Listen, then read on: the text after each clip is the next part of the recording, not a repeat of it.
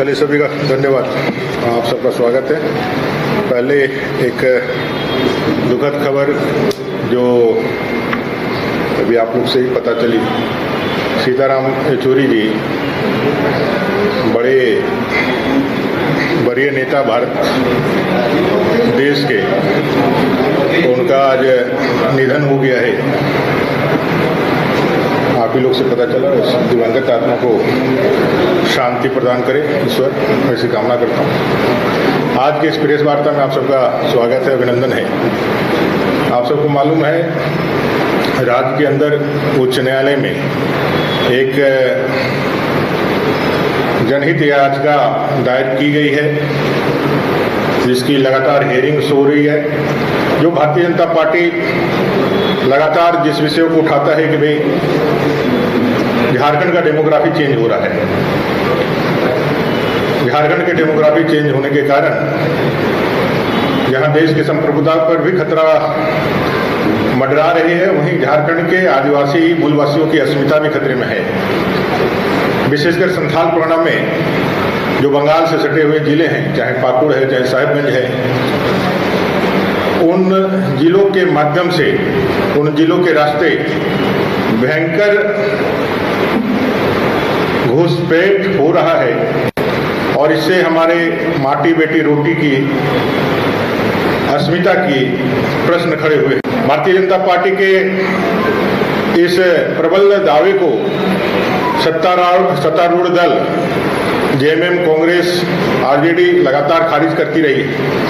वो इसे सिर्फ एक राजनीतिक बयान बताती रही है, लेकिन जब माननीय उच्च न्यायालय ने इस गंभीर विषय को संज्ञान में लिया पीआईएल के माध्यम से, और जब उस पर उन्होंने लगातार हियरिंग की, तो आपने देखा होगा कि माननीय उच्च न्यायालय ने सीधे कहा कि भी संथाल परगना में डेमोग्राफी चेंज हो रही है और वहां के 6 जिलों के डीसी और एसपी सीधे उनको रिपोर्ट करे कि भाई उसके लिए आप क्या कर रहे हैं। लेकिन राज्य सरकार जो घुसपैठियों के संरक्षक है, घुसपैठियों का पूरी तरह से एक तुष्टीकरण और वोट बैंक की राजनीति के कारण उसके सबसे बड़े रहनुमा के रूप में है। इस अति भयंकर समस्या को, इस अति गंभीर समस्या को एड्रेस करने की जगह वो इस पे लिपापोती करने की कार्रवाई प्रारंभ करती है, और जिसका नतीजा होता है कि कोई भी रिपोर्ट वो सही नहीं देती है। आपने देखा होगा पिछले हियरिंग में उच्च न्यायालय ने राज्य सरकार के साथ केंद्र सरकार को भी इस बात के लिए ताकीद किया कि भाई यह जो समस्या है, ये संघीय व्यवस्था में राज्य और केंद्र दोनों की जवाबदेही के साथ खड़ी होती है। इसलिए केंद्र सरकार भी एफिडेविट के माध्यम से, राज्य सरकार भी एफिडेविट के माध्यम से इस समस्या पर अपने विचार व्यक्त या मंतव्य रखे। राज्य सरकार ने जो अपने डीसी एसपी के माध्यम से जो उन्होंने हाई कोर्ट ने खारिज किया था, और उनके इस कठोर निर्देशन के बाद आज हाई कोर्ट में केंद्र सरकार ने, केंद्रीय गृह मंत्रालय ने एक एफिडेविट जाहिर दिया है, और उन्होंने इस बात को एक्सेप्ट किया है कि इन्फिल्ट्रेशन, घुसपैठ संथाल परगना और पूरे झारखंड के लिए एक बड़ा खतरा के रूप में उभर करके सामने आया है। और उन्होंने ये भी माना है कि इसके कारण डेमोग्राफी चेंजेज हुई है। उन्होंने कुछ आंकड़े अपने एफिडेविट के माध्यम से दिया है। वो एफिडेविट के माध्यम से जो आंकड़े दिए हैं उससे साफ दिखता है कि संथाल परगना टेनेंसी एक्ट का जो उल्लंघन हो रहा है, भयंकर उल्लंघन हो रहा है, उसमें कहीं ना कहीं राज्य सरकार का पूरा जो है संरक्षण प्राप्त है। किस तरह से पाकुड़ के रास्ते, साहिबगंज के रास्ते, मदरसों के माध्यम से जो इलीगल मदरसे बड़े पैमाने पे एसपीटी की जमीन पे बढ़े हैं, उस मदरसों के माध्यम से आधार कार्ड जैसे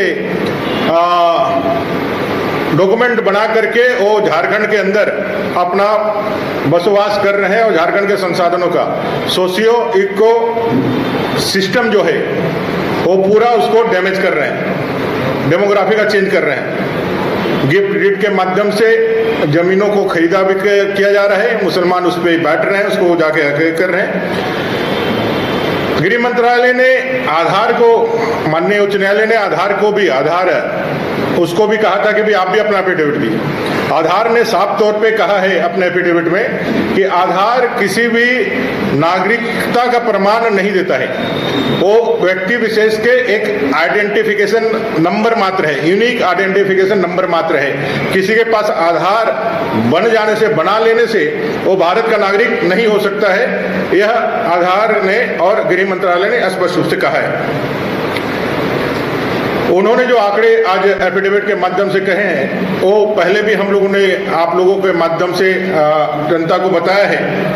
उसमें कुछ उल्लेखनीय विषय है जो मैं आपको थोड़ा सा उसको डिटेल में बताना चाहता हूं। उनके आंकड़ों के हिसाब से 1951 में 23,22,092 यह कुल आबादी थी संथाल परगना की। 23,22,092 कुल आबादी थी संथाल परगना में जनसंख्या की, जिसमें हिंदू थे 20,98,492।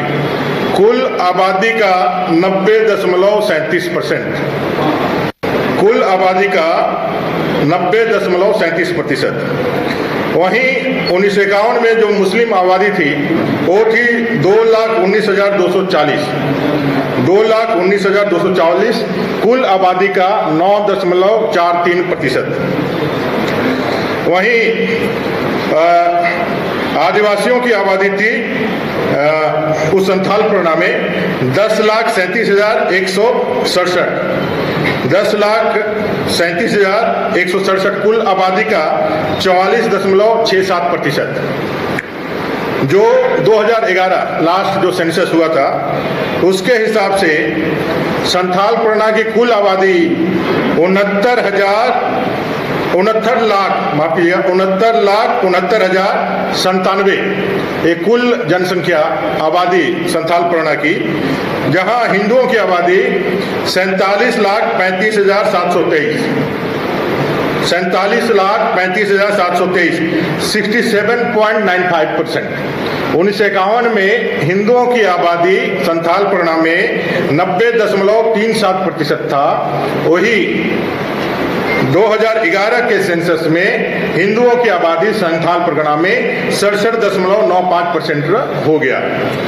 वहीं मुस्लिमों की आबादी 15,84,285, 15,84,285 कुल परसेंटेज में कुल आबादी का 22.73%। जहां 1951 में मुस्लिम की आबादी 9.43% थी, वो बढ़ करके 2011 के सेंसस में 22.73% हो गई। वहीं ट्राइबल्स की आबादी 2011 के सेंसस के हिसाब से 19,59,133, 19,59,133 कुल आबादी का 28.11%। 1951 में 44.67% ट्राइबल्स वो घट करके हो जाते हैं 2011 के सेंसस के हिसाब 28.11%, 1%। पूरे देश में 1951 के जनसंख्या आजादी के बाद हिंदुओं का जो जनसंख्या का गिरावट है वो अनुपातिक रूप में 2011 में पूरे देश में दर्ज किया गया है, वो है 4.28%। पूरे देश में हिंदुओं की जो आबादी घट रही है आजादी के बाद, वो 2011 के सेंसस के हिसाब से वो है 4.28%। वहीं संथाल परगना में जो हिंदुओं की आबादी घटी है उसका रेशियो है 22.42%, 22.42%। आप इन बात को समझिए कि भाई यह नैसर्गिक रूप से जनसंख्या की वृद्धि नहीं है, यह नेचुरल तरीके से नहीं है। इसका मेजर कारण है वो है इलीगल इमिग्रेशन। वो जो अवैध तरीके से घुसपैठिए बंगाल के रास्ते घुस करके यहाँ जो स्थापित हुए हैं, जिसका लॉन्चिंग पैड मुर्शिदाबाद होता है।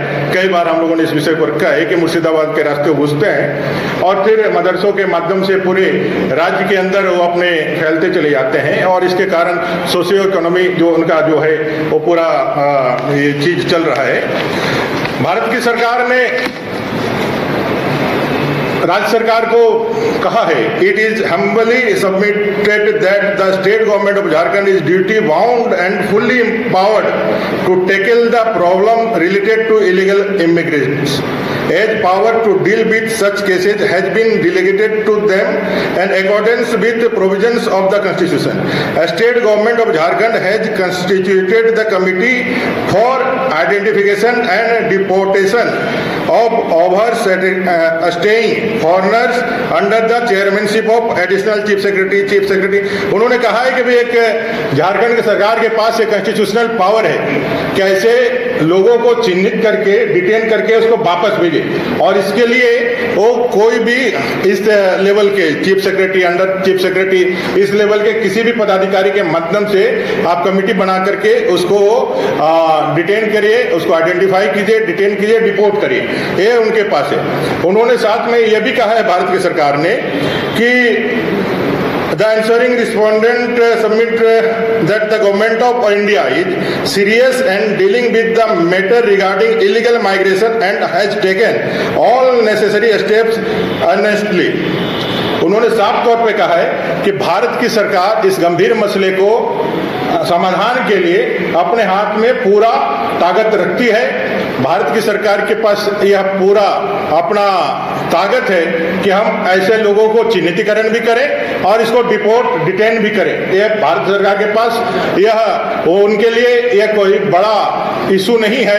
अगर वो यदि राज्य की सरकार जो प्रिमिनरी इन सब चीजों का संघीय व्यवस्था में, उनके जुरिडिक्शन में, उनके क्षेत्राधिकार में ये सारे विषयों को डील करने का अधिकार है, अगर वो नहीं कर पाते हैं तो अपने पास सफिशिएंट मैकेनिज्म भी है और सफिशिएंट अपने पास ताकत भी है कि ऐसे अवैध तरीके से यहाँ रह रहे बांग्लादेशी घुसपैठियों का हम चिन्हितीकरण करके उसको डिटेन करके डिपोर्ट कर सकते हैं।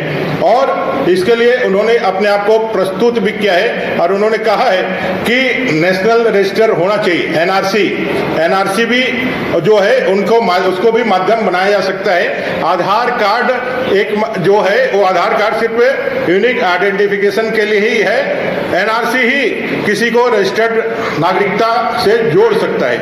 तो ये अपने केंद्र सरकार ने, गृह मंत्रालय ने कहा है। राज्य के सरकार ने इस पूरे व्यवसाय में फिर मुझे लगता है कि पूरी जानकारी मुझे नहीं है, लेकिन जितने मुझे जानकारी मिली है, राज्य सरकार अभी भी समय चाह रही है कि उनको अपना से या अपना पक्ष रखने के लिए सरकार माने माननीय न्यायालय उनको समय दे। हाई कोर्ट ने कहा है, माननीय न्यायालय ने कहा कि आप कमेटी बनाइए और कमेटी फॉर्मेट करके इसको आगे बढ़ाने का काम करिए। केंद्र और राज्य सरकार दोनों ज्वाइंटली इस कमेटी को टैकल या हैंडल करें और जो नाम आएगा वो उच्च न्यायालय देखेगी, माननीय उच्च न्यायालय देखेगी कि वो सही है कि नहीं तो वो अपने तरफ से भी इन नामों का प्रस्ताव करके करेगी। तो मैं समझता हूं कि जिस तरह से माननीय उच्च न्यायालय ने संविधान प्रदत्त जो हमारी संप्रभुता है, उस संप्रभुता के रक्षा के लिए, क्योंकि भारत एक संप्रभु राष्ट्र है और संप्रभुता ही हमारे होने का सबसे बड़ा सबूत है। अगर हमारे संप्रभुता पर किसी भी कारण से कुठाराघात होता है, किसी ऐसे एक्टिविटी या किसी सरकार के सिर्फ इस कारण से कि वो तुष्टीकरण और वोट बैंक की राजनीति से सत्ता प्राप्त करना चाहते हैं, इसलिए भारत के संप्रभुता पर भी खतरा आने से वो यदि चिंतित नहीं होते हैं तो उच्च न्यायालय ने इसको बड़े ही गंभीरता से लिया है और राज्य सरकार से कहा है कि भाई आप भी इसको उसी तरह से डील करें। लेकिन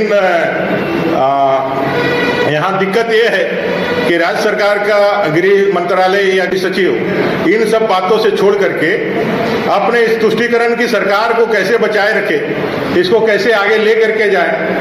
अब एक राजनीतिक कार्यकर्ता पदाधिकारी के रूप में यदि एक्ट करने लगे तो इस तरह की घटनाएं होगी। उनका कोई भी गंभीरता इस गंभीर मसले पर नहीं है। हम लोगों ने कहा है सिद्धू कानू की भोगनाडी की वो धरती जो हुल का सबसे बड़ा गवाह बना था, जहां 1857 में 40,000 से ज्यादा हमारे आदिवासी भाई इकट्ठा होकर के अंग्रेजों के खिलाफ हुल की क्रांति का बिगुल फूके थे। आज उस भोगनाडी में 7 परिवार ही जो है वो आदिवासी बचे हुए हैं, बाकी सारे खत्म हो गए हैं। ये एक जीता जागता सबूत है रोटी बेटी माटी के खतरे के लेकर।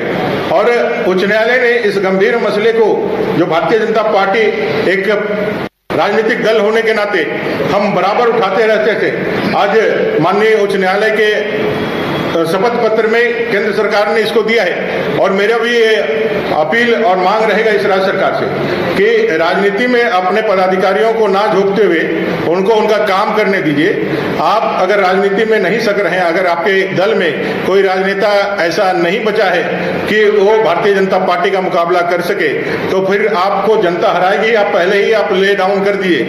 पदाधिकारियों को, असंवैधानिक पद पे बैठे हुए व्यक्तियों को आप आगे बढ़ा करके राजनीति खेलने के लिए और राजनीति के चीजें करने के लिए भेजेंगे, तो इससे भारतीय लोकतंत्र और लोकतंत्र की परंपराएं ही ढीली होगी, उसमें ही घुन लगेगा, जो किसी भी एक संप्रभु राष्ट्र के लिए अच्छा नहीं होगा। संविधान ने हमें तीनों को अलग तरीके से काम करने के लिए और तीनों को एक दूसरे को बैलेंस के साथ समन्वय बना करके देश को आगे बढ़ाने के लिए ताकत दिया है। न्यायपालिका, कार्यपालिका और विधायिका तीनों एक साथ आगे बढ़ सके, ऐसा हमारे संविधान ने हमें ताकत दिया है। उस पर कोई ओवरलैपिंग ना करे, ये राज्य सरकार को भी समझना चाहिए और उसके पदाधिकारी को भी समझना चाहिए कि आप कोई पक्षपात नहीं कर सकते हैं। आपको जब ट्रेनिंग दी जाती है तो आपसे यही उम्मीद की जाती है कि आप एक निर्व्यक्तिक रूप में आप काम करेंगे।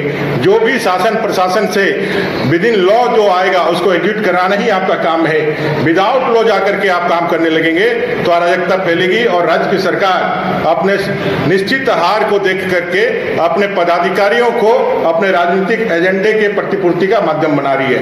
आज इस प्रेस कॉन्फ्रेंस में आप सब लोग आए, इसके लिए आप सबको बहुत धन्यवाद।